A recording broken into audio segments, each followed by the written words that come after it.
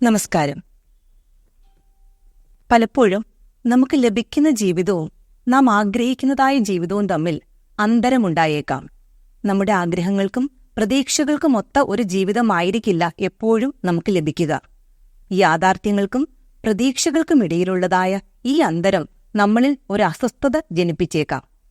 ഈ അസ്വസ്ഥതയാണ് ഏകാന്തത എന്ന് പറയുക. Being alone or being alone with God, ഇത് രണ്ടും വ്യത്യസ്തമായ അവസ്ഥയാണ്. ബീയിങ് എലോൺ വിത്ത് ഗോഡിൽ അതൊരു സോളിറ്റ്യൂഡ്, ഒരു ബ്ലിസ്ഫുള്ളായ ഒരു അന്തരീക്ഷമാണ്.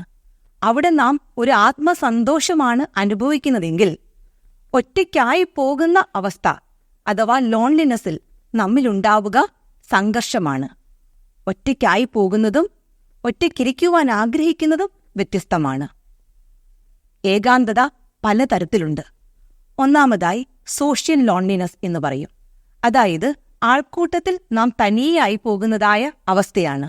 നമുക്ക് ചുറ്റും ഒരുപാട് പേരുണ്ടെങ്കിലും ആരുമായും നമുക്ക് കണക്ട് ചെയ്ത് നിൽക്കാൻ കഴിയാത്തതായ ഒരവസ്ഥയാണ് സോഷ്യൽ ലോൺലിനെസ് എന്ന് പറയുന്നത്.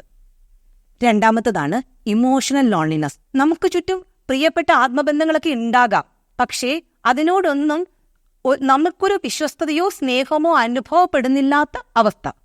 ഇതിൽ നമ്മളുടെ പ്രിയപ്പെട്ടവരോട് നമുക്ക് കണക്ട് ചെയ്ത് നിൽക്കാൻ കഴിയുന്നില്ലാത്തതായ ഒരവസ്ഥ. ഇതിനെയാണ് ഇമോഷണൽ ലോൺലിനെസ് എന്ന് പറയുന്നത്. മൂന്നാമത്തേത് എക്സിസ്റ്റൻഷ്യൽ ലോൺലിനെസ്. എക്സിസ്റ്റൻഷ്യൽ ലോൺലിനെസ് എന്നാൽ രോഗങ്ങളാലോ മാനസിക ആഘാതങ്ങളാലോ നാം ഒറ്റയ്ക്കായി പോകുന്നതായ ഒരവസ്ഥയാണ്. ഇത് നമ്മുടെ പ്രിയപ്പെട്ടവരുടെ വേർപാട് മൂലമുണ്ടാകാം. ജീവിത സായന്തനത്തിൽ, അതായത് വാർദ്ധക്യത്തിൽ നാം വീടുകളിൽ ഒറ്റയ്ക്കായി പോകുന്നത് മൂലവും നമുക്ക് ഈ എക്സിസ്റ്റൻഷ്യൽ ലോൺലിനെസ് അനുഭവിക്കേണ്ടതായി വരും. ഏകാന്തതയ്ക്ക് പല കാരണങ്ങളുണ്ട്. അതിലൊന്നാമത്തതും ഏറ്റവും പ്രധാനപ്പെട്ടതുമായ കാരണമാണ് ആരോഗ്യകരമായ ആത്മബന്ധങ്ങളുടെ കുറവ്. നാം വളരെ ക്രൗഡഡ് ആയിട്ടുള്ള ഒരു ജീവിതമാണ് നയിക്കുന്നതെങ്കിലും കൺസ്ട്രക്റ്റീവായി നമ്മളെ വളർത്തുന്നതായ റിലേഷൻസ് നമുക്കില്ല എങ്കിൽ നാം ജീവിതത്തിൽ ഒറ്റയ്ക്കായി പോകുന്നത് പോലെ നമുക്ക് അനുഭവപ്പെടും. രണ്ടാമത്തതായ കാരണമാണ് പാരമ്പര്യമായ കാരണങ്ങൾ അഥവാ ജനറ്റിക് റീസൺസ്. നമ്മുടെ മാതാപിതാക്കൾക്കോ സഹോദരങ്ങൾക്കോ ഉണ്ടായിരുന്നതായ രോഗാവസ്ഥ ചിലപ്പോൾ നമ്മെയും അതേ രോഗാവസ്ഥയിലേക്ക് നയിക്കുവാൻ ഒരു കാരണമായേക്കാം. മൂന്നാമത്തതായ കാരണമാണ് ശാരീരിക ആരോഗ്യത്തിന്റെ കുറവ്. അതായത് നമ്മുടെ പിയർ ഗ്രൂപ്പിനൊപ്പം നമുക്കെത്താൻ കഴിയുന്നില്ല എന്നുള്ളതായ ആത്മവിശ്വാസത്തിന്റെ കുറവ് നമ്മെ ഒരു പക്ഷേ ഏകാന്തതയിലേക്ക് നയിക്കുവാൻ കാരണമായേക്കാം.